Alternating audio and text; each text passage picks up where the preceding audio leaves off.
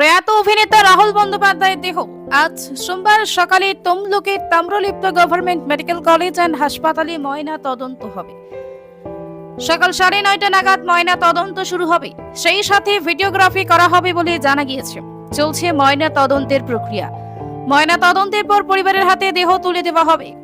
খবর সূত্রে জানা যায়, প্রথমে তার টালিগঞ্জের বিজয়গড়ে তার বসতবাড়ি নিয়ে যাওয়া হবে। তারপর সেখান থেকে টেকনিশিয়ান স্টুডিওতে আনা হবে। ব্যুরো রিপোর্ট, বাংলার কণ্ঠ।